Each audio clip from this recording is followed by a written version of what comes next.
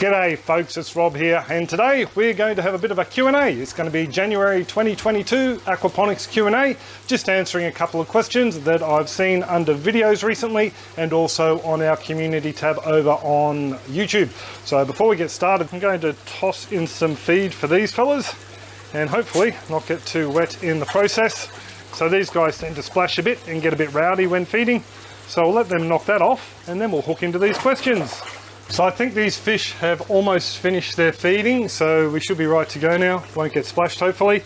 On to Jendy's question. Hi Rob, great video. Glad you enjoyed it. Can you say how to lower the pH? Now this one here is actually a bit of a curly one.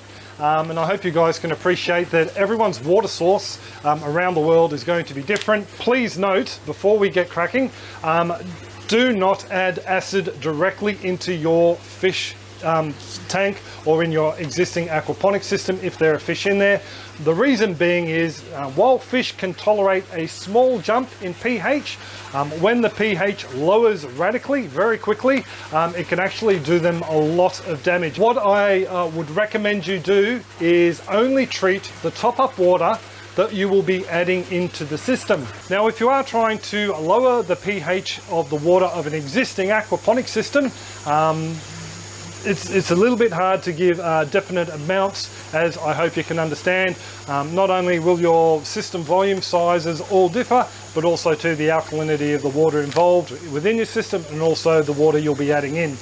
But as a rough rule of thumb, something that I've done myself in the past is I've lowered 200 litres or roughly 50 gallons of top-up water down to one whole pH point below the existing system water in a 1600 litre or that many gallons aquaponics system and use that as top-up water.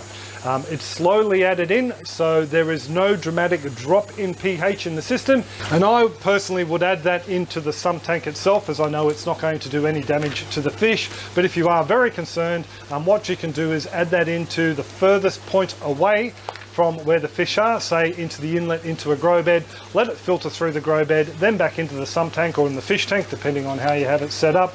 And it will take a couple additions of extra top-up water to slowly bring that pH down. And probably the best way for me to explain how I do it is to run through how I treated the water for a quarantine system we set up for some new fish coming into our existing system here.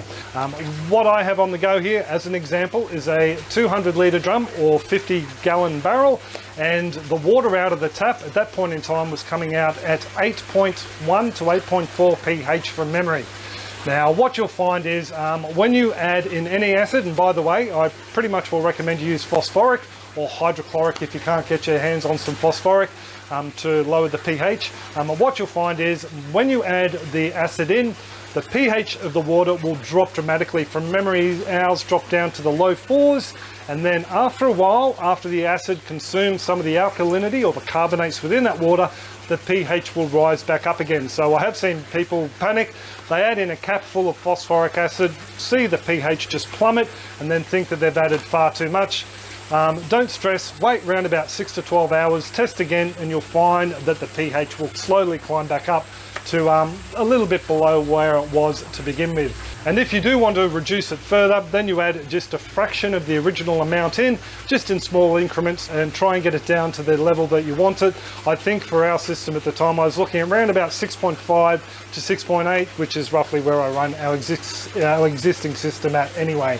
And I definitely would recommend keeping notes as you go with how much acid you add into any given amount of water, and that way if you ever need to do it again, you've got some rough ballpark figures to work with. Now once your water is at its desired level, you can add it directly into the system itself, and you will find then over time that overall pH level will lower to the point where, as I pointed out before, aquaponic systems tend to become acidic over time. So with our system here now, I don't treat the top-up water. I'm actually relying on some of the alkalinity within that top-up water to help boost the pH in our system. So it's something you may need to do at the start. Adjust the pH of your initial aquaponics water before the fish even go into a rough area where you know the plants and the fish will be happy, say 7.5 or below, and then over time the nitrification process will chew up the alkalinity and bring the overall pH of the system down.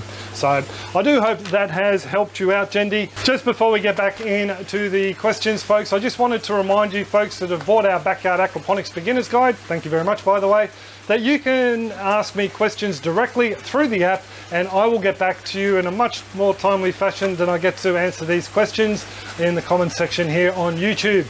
The guide is a fantastic interactive online guide, by the way, if you folks that aren't aware that we sell one. Basically, you can ask the app a question and it will take you to a series of videos where that topic is covered. Not only that, it is translated and transcribed into a number of different languages. We have Spanish, Portuguese, Chinese and Hindi.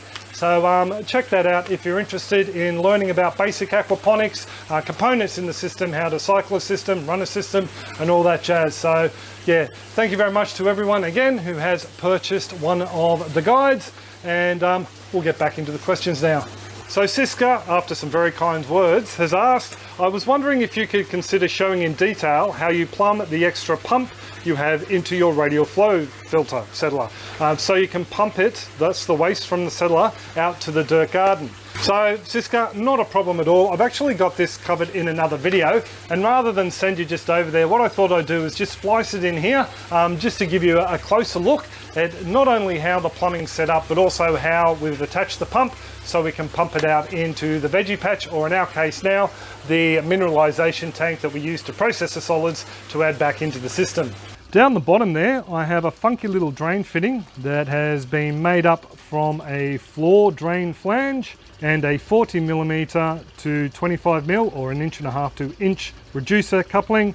And inside that I've glued some pipe onto a 90-degree elbow and glued some pipe on the other side.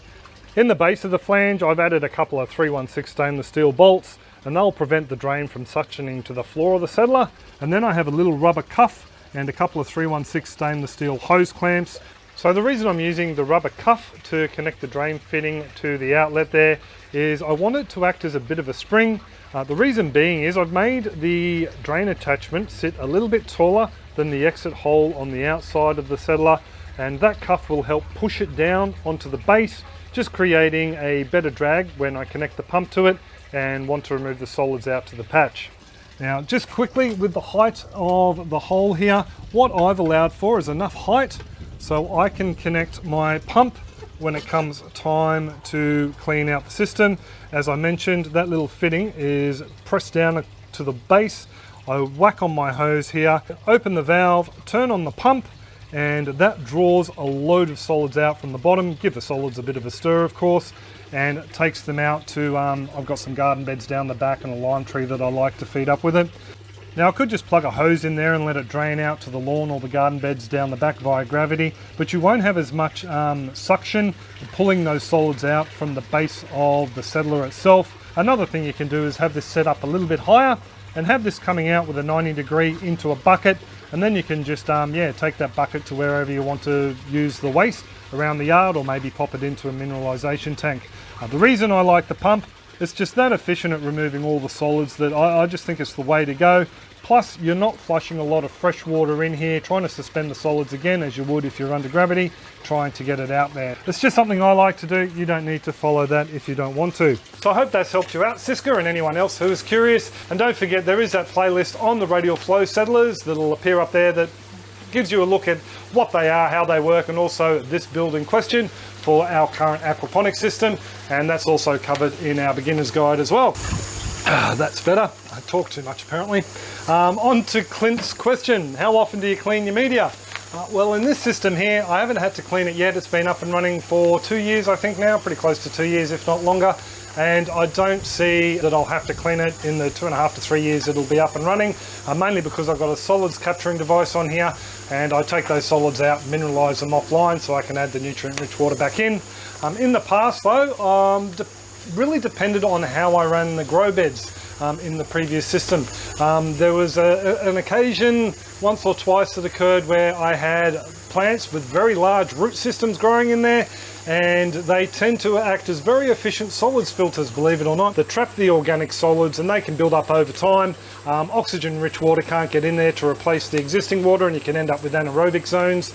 And I found I had nitrite spikes. So on occasion, I had to clean out the beds and get rid of those large matted root systems and replace them with quicker growing crops. I do know folks who have run their beds for 5 years plus without having to muck out any solids whatsoever, but it's because they're just doing those quick turnaround crops and isolating big rooted crops into certain beds where they know they're going to have to rotate them fairly frequently so the solids don't build up.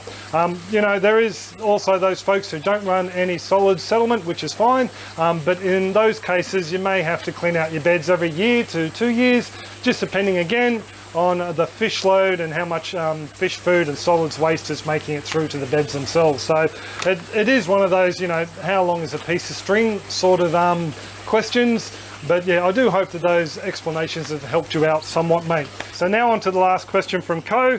Please share how to buy your fingerlings for aquaponics.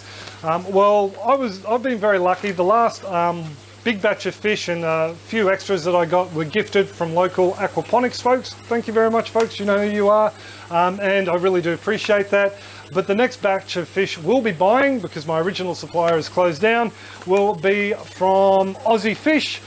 Bruce, or otherwise known as the Perch Man here in Australia, he raises the Jade Perch that we like to use. They're very well suited for our climates, and in fact I actually posted a video a while back looking how these guys are spawned, because we can't breed them in typical backyard aquaponic system, so check that out if you're interested.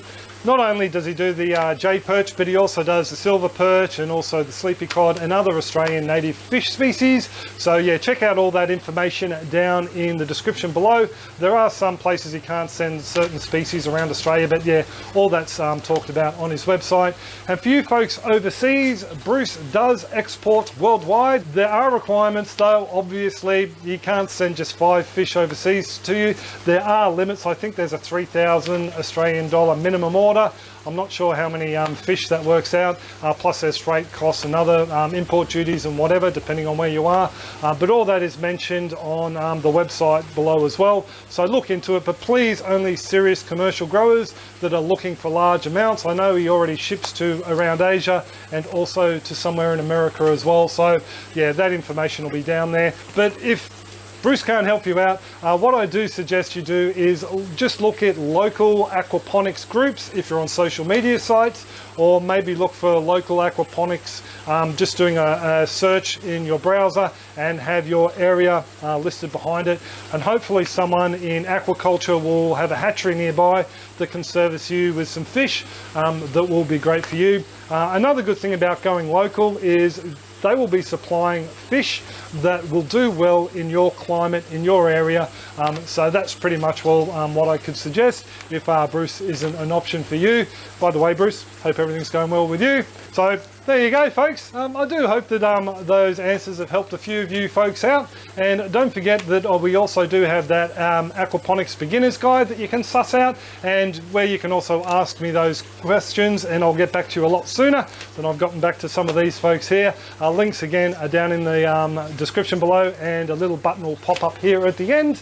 And that's pretty much all it. Thank you very much for coming along and thumbing up the videos, and also leaving your comments down below. I love saying g'day to you all in the comments section.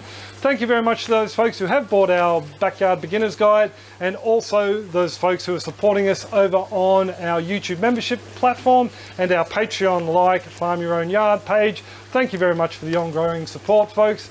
But I will pretty much all leave it there.